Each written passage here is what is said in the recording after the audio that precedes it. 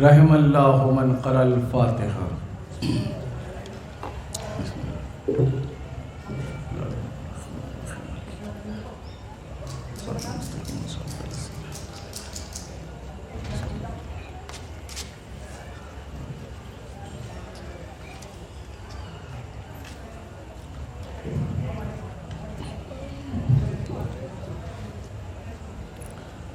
ماشاء اللہ لا حول ولا قوة الا باللہ العلی العظیم. بسم اللہ الرحمن الرحیم. الحمد للہ رب العالمین وبارئ الخلائق اجمعین. العاقبۃ لأہل التقوی والیقین. الصلاۃ والسلام علی سید الانبیاء والمرسلین. البشیر النذیر وسراج المنیر. الطاہر الطاہر الدر الفاخر والبحر الزاخر العلم الظاہر. سیدنا و مولانا شفیع ذنوبنا طبیب نفوسنا حبیب قلوبنا حبیب الہ العالمین بالقاسم مصطفیٰ محمد. اللہم صلی علی محمد وآل محمد. ثم الصلاة والسلام علی اہل بیتہ الطیبین الطاہرین المعصومین الابرار المنتجبین الذین عذب اللہ عنہم الرجس وطہرہم تطہیرا.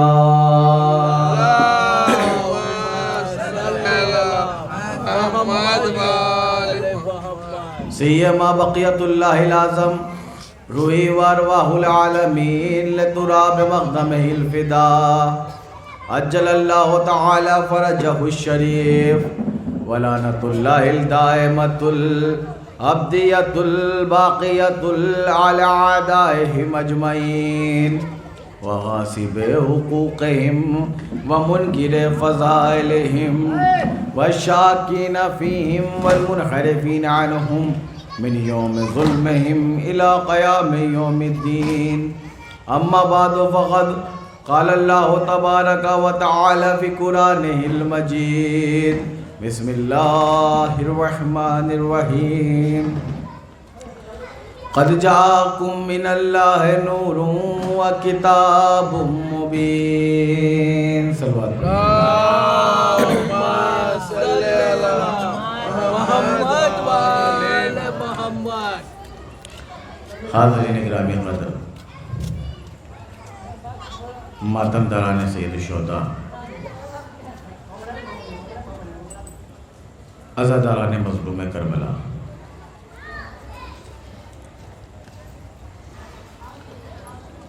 یہاں اس سلسلے کی یہ پہلی مجلس ہے میری. آیت وہی ہے کہ دوسری جگہ پر آپ نے مجھ سے سنی. گفتگو کا بس تھوڑا سا لہجہ بدلے گا، باقی چیزیں وہی رہیں گی. پروردگار مالک و مختار اپنی معروف کتاب، معتبر کتاب، محکم کتاب، مقدس کتاب، لاریب کتاب، لعیب کتاب، یعنی کہ قرآن میں ارشاد فرما رہا ہے کہ قد جاءکم من اللہ نور و کتاب مبین، کہ تمہاری طرف اللہ کی جانب سے نور آیا ہے اور روشن کتاب آئی ہے. بظاہر دیکھا جائے تو یہ بڑی چھوٹی سی آیت ہے، بڑی مختصر سی آیت، چند لفظوں کی آیت کہ نور آیا روشن کتاب آئی اللہ کی طرف سے. چھوٹی سی آیت، تقریباً 2-4 بار آپ دہرائیں گے تو آپ کی زبان پر یہ بیٹھے گی اور آپ کو یاد ہو جائے گی. قد جاءکم من اللہ نور و کتاب مبین، کہ تمہاری طرف اللہ کی جانب سے نور آیا ہے اور روشن کتاب آئی ہے چھوٹی سی آیت، لیکن جب آپ غور کریں گے تو پتہ چلے گا اس چھوٹی سی آیت میں معنی و مفاہیم کا ایک سمندر ہے، معنی و مفاہیم کا ایک دریا ہے اس چھوٹی سی آیت میں. دیکھیے کیسے، قد جاءکم من اللہ نور و کتاب مبین، کہ تمہاری طرف اللہ کی جانب سے نور آیا اور روشن کتاب آئی. اس کو سمجھیے. دیکھیے کون آیا؟ نور آیا. کہاں آیا؟ لوگوں کے درمیان آیا. کہاں سے آیا؟ اللہ کی طرف سے آیا. کیوں آیا؟ لوگوں کو ہدایت اور رہنمائی دینے کے لیے. چھوٹی سی آیت ہے مگر کتنی چیزوں کو، کہ کہاں سے آیا، کہاں آیا اور کیوں آیا، یعنی تمام باتیں جو تھیں اس چھوٹی سی آیت میں اللہ نے بیان کر دی. نور سے مراد کیا ہے؟ بولیے، میں 5 بجے سے گزشتہ پڑھ چکا ہوں. نور سے مراد کیا ہے؟ نور رسالت. الحمدللہ. اب یہ نور جو ہے، جو رسالت کا نور تھا، ایک وقت آیا کہ یہ نور پردہ کر گیا. دنیا سے چلے گئے رسول، اور جب دنیا سے رسول چلے گئے، رسالت چلی گئی، نور چلا گیا، تو کتاب اکیلی رہ گئی. جب رسول چلے گئے تو کتاب اکیلی رہ گئی. اور جب کہ آیت میں 2 کے آنے کا اعلان تھا کہ نور آیا اور قرآن آیا. نور جا رہا ہے، کتاب رہ جا رہی ہے. تو اگر اللہ اس کتاب کو کافی جانتا تو ساتھ میں نور کی قید نہ لگاتا. علیکم السلام. اگر اللہ اس کتاب کو کافی جانتا تو ساتھ میں نور کی قید نہ لگاتا. اللہ نے نور کی قید لگائی ہے، اس کا مطلب یہ ہے کہ کتاب کافی نہیں ہے. اب نور جا رہا ہے، نور پردہ کر رہا ہے. یا رسول اللہ، آپ جا رہے ہیں، جگہ آپ کی خالی ہو رہی ہے. آپ کی جگہ وہ ہے جہاں پر انبیاء بھی نہیں آ سکتے. بھئی رسالت کی جگہ پر آدم بھی نہیں آ سکتے، نوح بھی نہیں آ سکتے، ابراہیم بھی نہیں آ سکتے، موسیٰ یا عیسیٰ ہو. کوئی نبی رسالت کے آخری رسول کے مقام پر نہیں پہنچ سکتا. اے اللہ کے رسول، جگہ آپ کی خالی ہو رہی ہے اور آپ کی جگہ وہ ہے جہاں پر انبیاء نہیں آ سکتے. یہ مقام تھا جہاں پر رسالت کو ضرورت محسوس ہوئی کہ اعلان عام کریں، انی تارکم فیکم الثقلین کتاب اللہ ہجرتی و اہل بیتی. میں تمہارے درمیان 2 غیرہ قدر چیزیں چھوڑ کے جا رہا ہوں، ایک قرآن اور دوسرے میرے اہل بیت. سلامت رہیں. ایک قرآن، دوسرے میرے اہل بیت. یا رسول اللہ، مسئلہ ابھی بھی حل نہیں ہوا. آپ نے کہہ دیا میرے اہل بیت، میں چھوڑ کے جا رہا ہوں اپنے اہل بیت کو. آپ کو نہیں پتا آپ کے جانے کے بعد لوگ کس کس کو اہل بیت بنا دیں گے. کہیں گے یہ بھی اہل بیت میں، وہ بھی اہل بیت میں. یا رسول اللہ، مسئلہ واضح نہیں ہو رہا ہے، اس کی جو آپ وضاحت فرمائیے کہ آپ اپنی جگہ کس کو چھوڑ کے جا رہے ہیں. جگہ نور کی خالی ہو رہی ہے، جگہ رسالت کی خالی ہو رہی ہے، تو آپ کی جگہ پر جو آئے گا وہ آپ کے جیسا ہونا چاہیے. میرے ساتھ ہیں؟ آپ کی جگہ جو آئے گا وہ آپ کے جیسا ہونا چاہیے. تو آواز رسول آئے گی، نادان مجھ سے سوال نہ کرو، میں نے اپنی زندگی میں فیصلہ کر دیا. توجہ توجہ توجہ. میں نے اپنی زندگی میں فیصلہ کر دیا. اے اللہ کے رسول، کیا فیصلہ کر دیا؟ کہ میری زندگی کی کتاب کو اٹھا کر پڑھو تو تمہیں سمجھ میں آئے گا میں کیا فیصلہ کر کے آیا ہوں. جب ہم نے اللہ کے آخری رسول کی زندگی کو پڑھا تو ہمیں سمجھ میں آیا کہ پیغمبر کے پاس ایک معجزہ نہیں تھا بلکہ 2 معجزے تھے. میرے ساتھ ہیں؟ ایک معجزہ نہیں تھا بلکہ 2 معجزے تھے، اور دونوں دائمی تھے.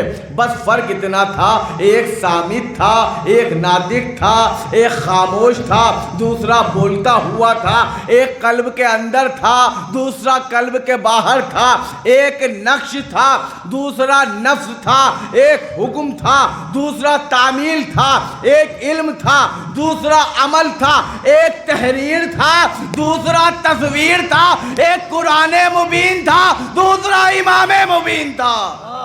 صلوات پڑھے محمد و آل محمد پر۔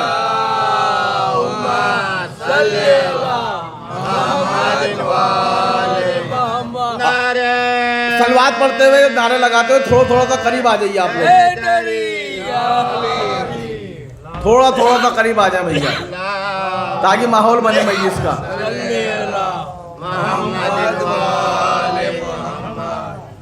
تو ایک قرآن مبین، دوسرا امام مبین، اور کیا کہنے، یہ دونوں معجزے آج تک دنیا کی سمجھ میں نہ آ سکے۔ ہائے ہائے ہائے ہائے، یہ دونوں معجزے آج تک دنیا کی سمجھ میں نہ آ سکے۔ اگر قرآن اپنی تعویل و تنزیل کے اعتبار سے معجزہ ہے، اپنی تفسیر و تشریح کے لحاظ سے معجزہ ہے، اپنی جامعیت و ابدیت و کلیت کے اعتبار سے معجزہ ہے کہ دنیا ایک سورت تو کیا ایک آیت کا جواب نہ لا سکی، اسی طرح پیغمبر کے دوسرے معجزے کا جواب بھی دنیا آج تک نہ لا سکی ہے۔ خدا کی قسم، اگر خانہ کعبہ میں پیدا ہو جائے تو ولادت معجزہ ہے، آغوش نبی میں آ جائے تو تلاوت معجزہ ہے۔ اگر خانہ کعبہ میں پیدا ہو جائے تو ولادت معجزہ ہے، آغوش نبی میں آ جائے تو تلاوت معجزہ ہے، اگر گہوارے میں کلہ اجدر کو چیرے تو بے خوفی معجزہ ہے، اگر عمرو بن عبدوت پر حملہ کرے تو شجاعت معجزہ ہے، اگر میدان میں تلوار چلائے تو کل ایمان بن کر مکمل ایمان معجزہ ہے، اگر علی رسول کے ہاتھوں پہ بلند ہو جائیں تو یہ بلندی معجزہ ہے، اگر رسول کے ہاتھوں پہ من کنتو مولا ہو کہلائیں تو یہ مولائیت معجزہ ہے۔ توجہ، اگر علی خیبر کے در کو 2 انگلیوں سے اٹھا کر لشکر اسلام کو پار لگا دے تو ماننا پڑے گا اس کا کرار ہونا، غیر فرار ہونا، مظہر العجائب ہونا معجزہ ہے۔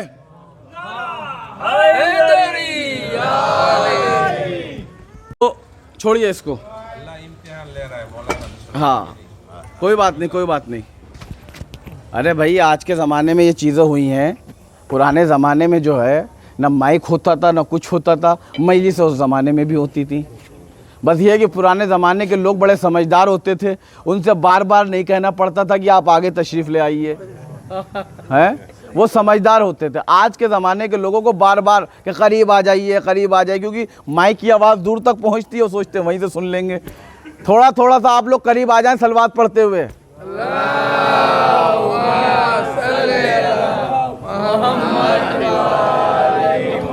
ان کو اپنا کام کرنے دیجئے، ہم یہاں پر اپنا کام کر کے مصائب کی طرف آئیں گے۔ تو رسول کے پاس ایک معجزہ نہیں تھا بلکہ 2 معجزے تھے، ایک دائمی اور ایک، دونوں دائمی، اور ایک صامت تھا، دوسرا ناطق تھا، ایک خاموش تھا، دوسرا بولتا ہوا۔ تو یہ معجزے تھے۔ تو رسالت کی جگہ پہ نور امامت آیا ہے۔ دیکھیے مجلس کو ایسے سنیے گا کہ لگے کہ بغیر مائک کے ہو رہی ہے، کہ رسالت کی جگہ پر نور امامت آیا ہے۔ ابھی ایک روایت سے واضح ہو جائے گا کہ نور کی جگہ پر کون آیا، رسول چلے گئے تو کون آیا رسالت کی جگہ پر۔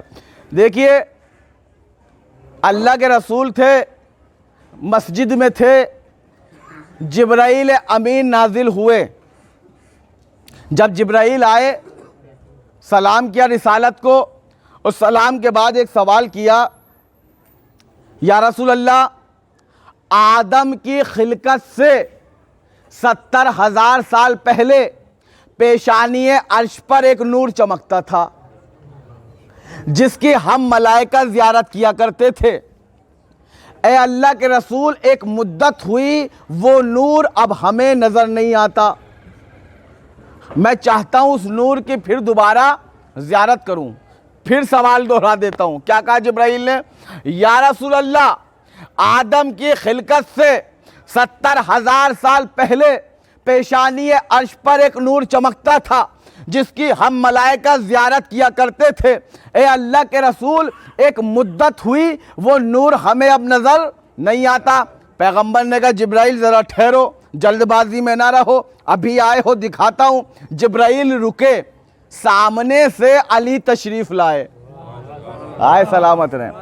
سامنے سے علی تشریف لائے، مولا کائنات تشریف لائے. پیغمبر نے علی کو دیکھا، مسکرائے، کہا علی میرے تھوڑا قریب آنا. علی قریب آئے، کہا بھائی علی ابھی مسئلہ حل نہیں ہوا، تھوڑا اور قریب آنا.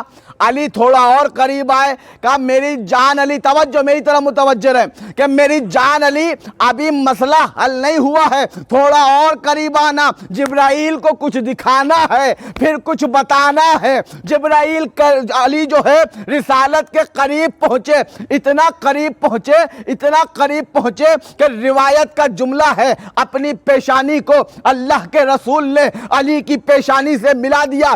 ادھر دونوں پیشانیوں کا ملنا تھا، ایک نور نکلا. جبرائیل سجدے میں گر پڑے، یا رسول اللہ یہ وہی نور ہے. اس وقت رسول نے فرمایا تھا انا و علی من نور واحد، میں اور علی ایک نور سے ہیں. سب مل کے ہاتھوں کو بلند کر کے آخری وقت تک میں اور علی ایک نور سے ہیں. یہ ہے رسالت کا نور، اور اس جگہ پر جو آیا ہے وہ ہے امامت کا نور. لوگ سوال یہ کرتے ہیں، دیکھیں سمجھیے گا، پہلے لوگ سوال یہ کرتے ہیں اگر بعد رسول علی آئے ہیں تو علی 25 سال خاموش کیوں رہے؟ غور ہے، مولا کائنات 25 سال کے بعد ظاہری حکومت ملی، 25 سال تک مولا خاموش رہے. لوگ دشمن یہ کہتے ہیں کہ اگر رسالت کے بعد علی کا حق تھا تو علی جیسا بہادر کسی سے ڈرتا نہیں تھا. ڈرتے تھے مولا کسی سے؟ علی جیسا جنگجو کسی سے ڈرتا نہیں تھا. علی کو کسی کا خوف نہیں تھا. اسلام کی 86 جنگوں میں سے 84 جنگیں علی نے لڑی ہیں اپنی شجاعت کے دم پر. تو علی کو کسی کا خوف نہیں. تو سامنے والا سوال یہ کرتا ہے کہ جب علی کو کسی کا خوف نہیں، کسی کا ڈر نہیں، کسی سے گھبراتا نہیں، اسلام کی 86 جنگوں میں سے 84 علی نے جیتی، تو وہ علی اگر کسی مقام پر 25 سال خاموش رہتا ہے، تلوار کو نہیں کھینچتا، تو اس کا مطلب یہ ہے کہ وہ علی کا حق نہیں تھا.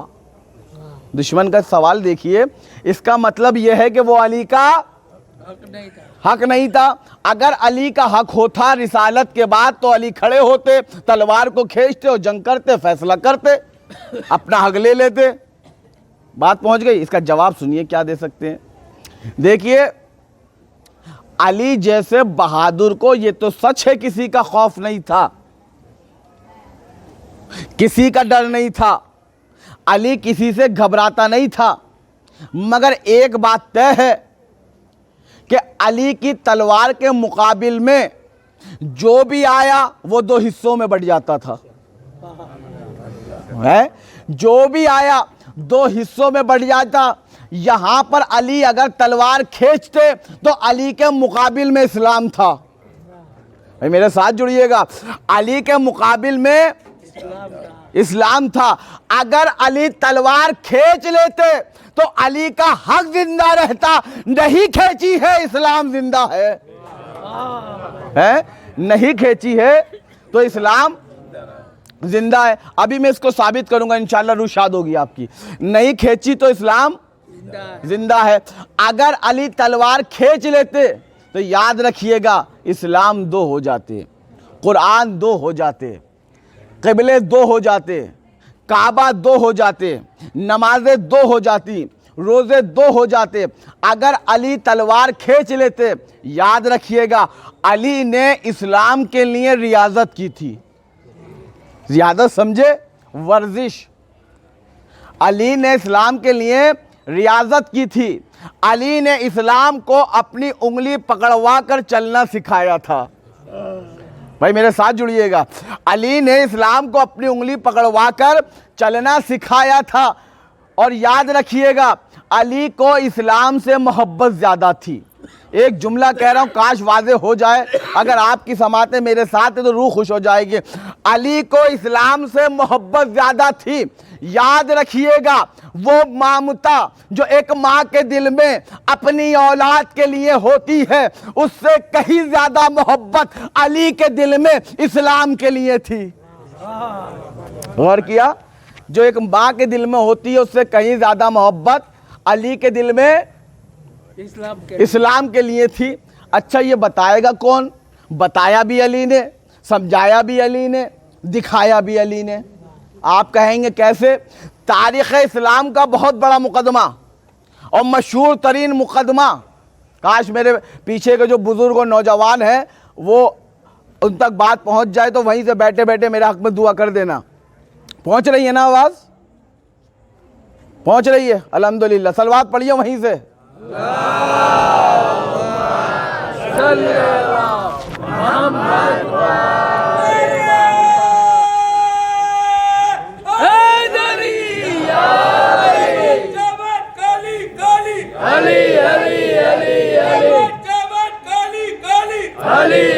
بھیا ہاتھوں کو تو بلند کر دو, اب بھی تھک رہے ہو.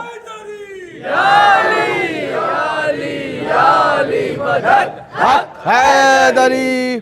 تو علی کے دل میں محبت زیادہ تھی. سمجھایا بھی علی نے, تلوار کیوں نہیں کھینچی, بتلایا بھی علی نے. تاریخ اسلام کا مشہور ترین مقدمہ, بہت بڑا مقدمہ کون سا؟ جب مائیں دو تھیں بچہ ایک تھا. یاد آیا کچھ؟ علی کی قضاوت کے فیصلوں میں سے ایک یہ مقدمہ بھی ہے کہ مائیں دو تھیں بچہ ایک تھا, اور دونوں کا دعویٰ تھا میرا بچہ ہے, میرا بچہ ہے. مسئلہ گھومتا رہا مدینے میں, ان کے پاس ان کے پاس ان کے پاس, کوئی حل نہ کر سکا. بھائی میں اپنے مزاج کا جملہ کہوں گا, کوئی حل نہ کر سکا. میں کہوں گا کیسے حل کرتے؟ اما جن کے باپوں میں خود اختلاف ہو وہ ماؤں کے فیصلے نہیں کرتے ہیں. بھائی بات پہنچ رہی ہے؟ وہ مسئلہ کیسے حل کرتے؟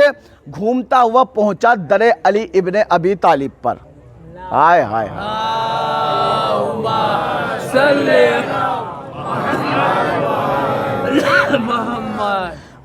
گھومتا ہوا مسئلہ پہنچا در علی ابن ابی طالب پر. کہا قمبر یہ شور کیسا ہے؟ کہا مولا دو مائیں ہیں بچہ ایک ہے. کہا اچھا دو مائیں مطلب کیا؟ کہا مولا دونوں کا دعویٰ ہے میرا بیٹا ہے اور میرا بیٹا ہے. مولا نے کہا اچھا بلا کر لاؤ, یہ تو عجیب مقدمہ ہے. آئیں دونوں, علی نے بٹھایا. کہا بھائی مسئلہ کیا ہے؟ ایک بولی میرا بچہ ہے, فوراً دوسری بولی میرا بچہ ہے. علی نے کہا بچہ تو کسی ایک کا ہے. کہا نہیں مولا میرا بچہ ہے اور میرا بچہ ہے. علی نے کہا مان جاؤ, آخری بار کہہ رہا ہوں بچہ کسی ایک کا ہے. کہا نہیں مولا. دونوں پھر بولی میرا بچہ میرا بچہ. علی مسکرائے, کہا قمبر ذرا تلوار لانا. بھائی میرے ساتھ ہیں وہ دیکھیے بیچ کی جگہ چھوڑ کے ایک دم پیچھے بیٹھے ہیں میرے کچھ نوجوانوں بڑے بھائی. بیچ کی جگہ خالی ہے اور ایک دم پیچھے ہیں, تھوڑا سا مل کے ہی بیٹھ جائیے. صلوات پڑھیے محمد وعلی محمد پر.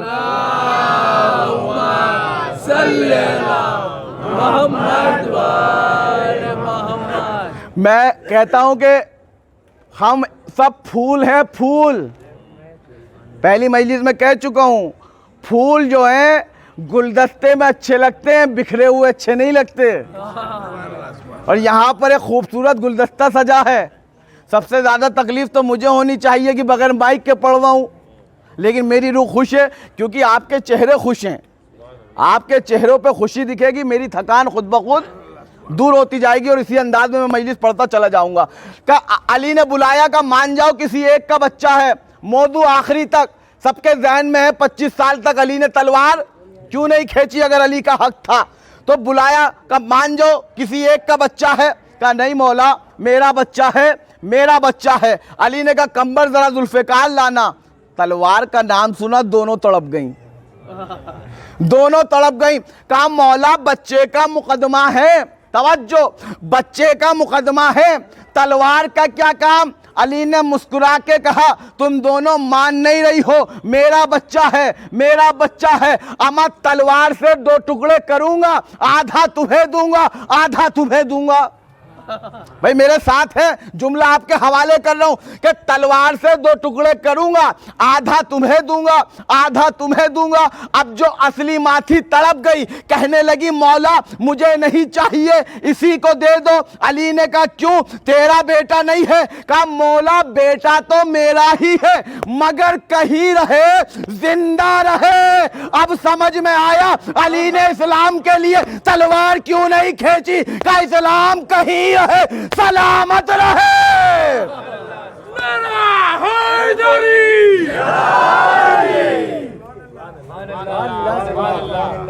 علی کو اسلام کے کہیں رہنے سے غرض نہیں ہے، علی کو اسلام کے زندہ رہنے سے غرض ہے۔ کہیں بھی رہے، اسلام کے لیے تلوار نہیں کھینچی، اس لیے کہ علی اگر تلوار کھینچتے تو اسلام دو ہو جاتے۔ صلوات پڑھیے ایک بار اور محمد وعلی محمد۔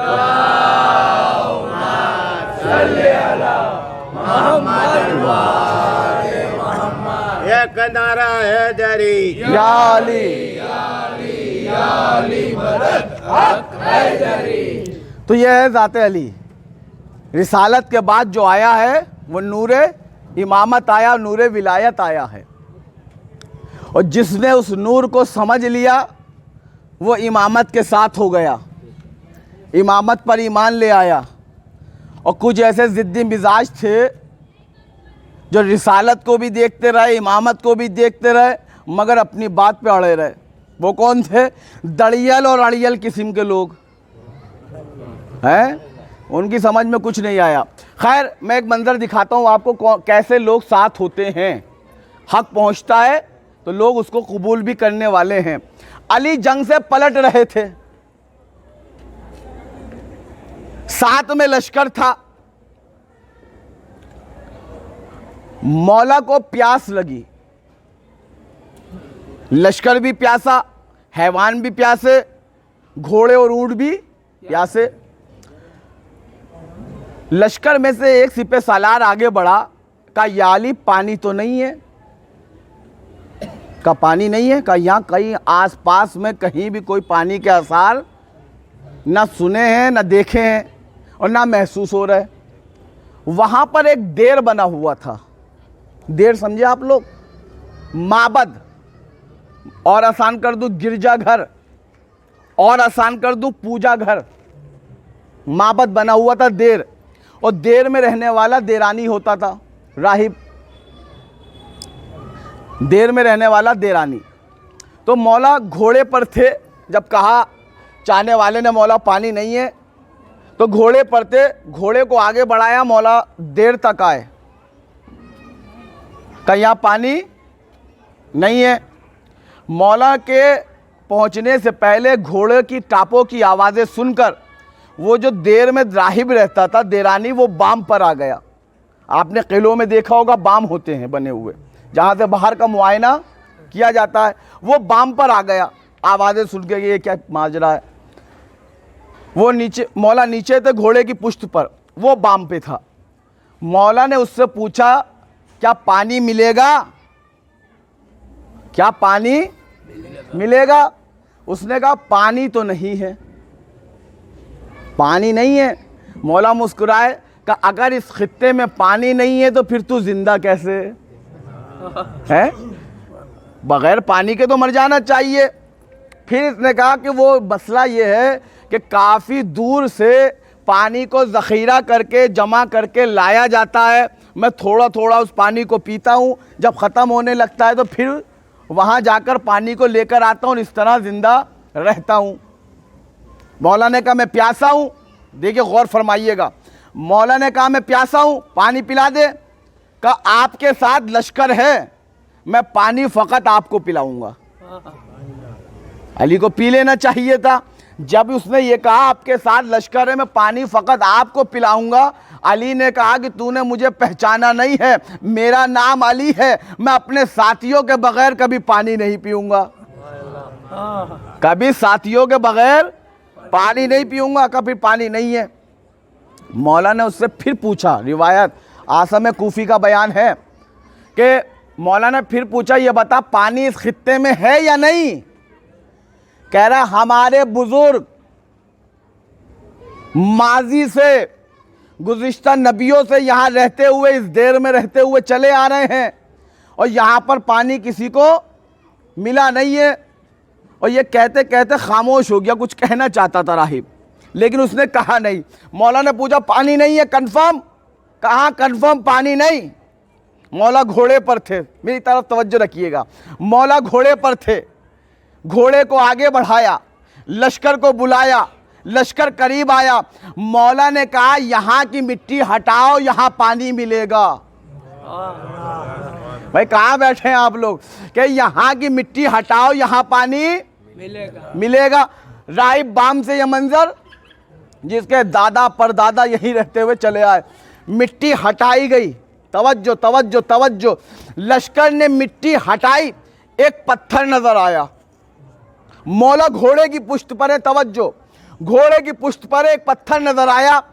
کہتے ہیں تمام لشکر، علی تنہا نہیں ہے، جنگ سے پلٹ رہے ہیں، پورا لشکر ساتھ میں ہے، کہتے ہیں تمام لشکر مل کر اس پتھر کو اپنی جگہ سے نہ ہلا سکا، پورا لشکر مل کر اس پتھر کو اپنی جگہ سے نہ ہلا سکا۔ اب علی نے جب دیکھا بھائی اس کو چھوڑ دیجئے، اس کو چھوڑ دیں، کل کی مجلس میں انشاءاللہ صحیح ہوگا۔ جب لشکر پورا اس پتھر کو نہ ہلا سکا، باہر نہ نکال سکا، علی مسکرائے، میری طرف متوجہ رہیں، علی مسکرائے، گھوڑے کی پشت سے زمین پر آئے اور بیٹھے، اور جملہ حوالے کر رہا ہوں، وہی دو انگلیاں جن سے خیبر کا در اکھاڑا تھا، ایک بار زمین کے سینے میں پیوست کی، علی نے انگلی کو ہلکا سا اشارہ دیا، پتھر دور جا پڑا، پانی موجے مارتا ہوا باہر آ پڑا۔ سبحان اللہ، سب ہاتھوں میں بلند کر کے بہت بلند، پتھر دور جا پڑا، پانی موجے مارتا ہوا باہر آ پڑا، عاصم کوفی کا بیان۔ راہب بام سے یہ منظر دیکھ رہا تھا، لشکر سیراب ہوا، گھوڑوں کو سیراب کیا، اونٹوں کو سیراب کیا، مشکیں بھر لی گئیں، ہو گیا کام۔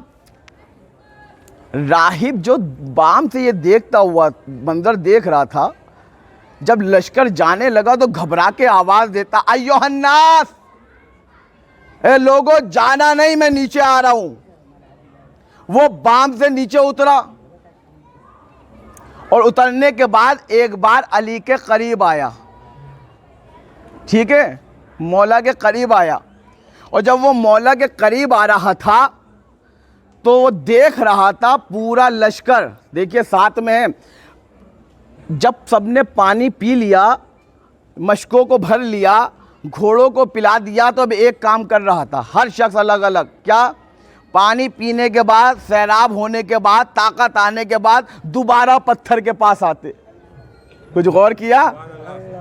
دوبارہ پتھر کے پاس آتے کہ بھائی پہلے زمین میں گڑا ہوا تھا، دھسا ہوا تھا، ہلانا مشکل تھا، اب باہر پڑا تھا، اب اٹھانا آسان تھا، پورا لشکر ایک ایک کر کے آیا، لیکن اس پتھر کو ہلا نہ سکا، ایک سے نہ ہلا تو 10 کر کے آئے، مگر اس پتھر کو ہلا نہ سکے۔ راہب بام سے اترتا ہوا یہ منظر دیکھ رہا ہے۔ جب راہب قریب پہنچا تو علی نے کہا راہب ذرا رکو، لشکر سے کہا کہ میرے قریب آؤ، لشکر قریب آیا، کہا تم سے یہ پتھر نہیں اٹھ رہا؟ کہا نہیں مولا، ہم سے یہ پتھر ہل بھی نہیں رہا۔ علی مسکرائے، علی نے انہی ہاتھوں سے، توجہ میری طرف، علی نے انہی ہاتھوں سے اس پتھر کو اٹھایا، اور وہ جو چشمہ نکلا تھا اس کے منہ پر پتھر کو رکھ دیا، اور رکھنے کے بعد لشکر سے کہا اب یہاں پر مٹی ڈال دو۔ بھائی توجہ، بڑی خاموشی سے جملہ کہوں گا، پتھر نکالنے سے پہلے علی نے کہا مٹی ہٹا دو، पत्थर डालने के बाद कहा मिट्टी को डाल दो, तो खुदा की कसम मिट्टी में कौन सी चीज कहां पर छुपी हुई है ये मिट्टी के बाप अबू तुराब को पता है? मिट्टी में कौन सी चीज कहां छुपी है मिट्टी के बाप अबू तुराब को पता है। राहिब करीब आ गया, आने के बाद उसने देखा कि अली ने पता नहीं अभी उसे ये कौन है, पत्थर डाल दिया, उस पर मिट्टी डाल दी। कहने लगे, राहिब करीब आया, कहा मुझे आपसे कुछ बात करनी है। देखिए हिदायत कैसे मिलती है। कहा मुझे आपसे कुछ बात करनी है। मौला ने कहा हाँ कहो, क्या कहना है? कहा पहले तो मुझे ये बता दीजिए आप फरिश्ते हैं या नबी हैं? हैं? आप फरिश्ते हैं या नबी हैं? अली ने कहा ना वो हूँ ना वो हूँ, ना फरिश्ता हूँ ना नबी हूँ। मौला ने पूछा बात क्या है? अब राहिब बोलता है, यहाँ से सुनिएगा, शायद मजलिस यहीं तमाम कर दूँ। राहिब बोलता है आपको पता है हमारी किताबों में ये लिखा था जो हमारे नबियों पे नाजिल हुई थी, गुज़िश्ता नबियों पे नाजिल हुई थी, उन किताबों में ये लिखा है यहाँ पर एक चश्मा है, मगर उस चश्मे का इल्म किसी को नहीं था। हमारी किताबों में ये लिखा था जिसको भी चश्मे का इल्म होगा वो नबी होगा या नबी का वसी होगा। भाई गौर किया कि वो नबी होगा या नबी का वसी होगा। या भी राहिब कुछ और भी कहना चाहता था, कहा मौला और आपको पता है एक घोड़े पे सवार शख्स, आपको पता है हमारी किताबों में ये भी लिखा था। अली ने जैसे ये सुना राहिब के कहने से पहले राहिब का हाथ पकड़कर दबा दिया। सुनिएगा, बोलने से पहले, जुमला मुकम्मल होने से पहले आसम कूफी कहते हैं अली ने राहिब का हाथ पकड़ के दबाया कि राहिब खामोश हो जा। एक बार लश्कर को बुलाया, लश्कर करीब आया, अली ने घोड़े को चंद कदम दूर बढ़ाया, घोड़ा चलता हुआ गया, लश्कर करीब आया, अली ने कहा अब यहाँ की मिट्टी हटाओ। भाई कैसे सुन रहे हैं? अली ने कहा अब यहाँ की मिट्टी हटाओ। मिट्टी को हटाया जाने लगा, एक सफेद रंग का पत्थर नजर आया, राहिब की आंखें फट गईं। अली ने मुस्कुरा के कहा ए राहिब, इस पत्थर को पहचानते हो? ये वही पत्थर है जिस पर मरियम ने ईसा को लिटाया था। सुभान अल्लाह। नारा हैदरी, ये वही सब हाथों को बुलंद करके बाबा से बुलंद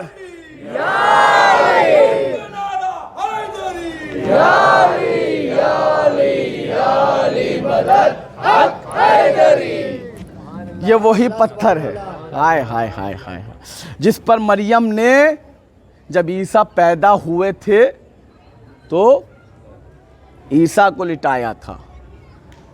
राहिब कहने लगा जी, बस मजलिस मुकम्मल कर रहा हूँ मैं।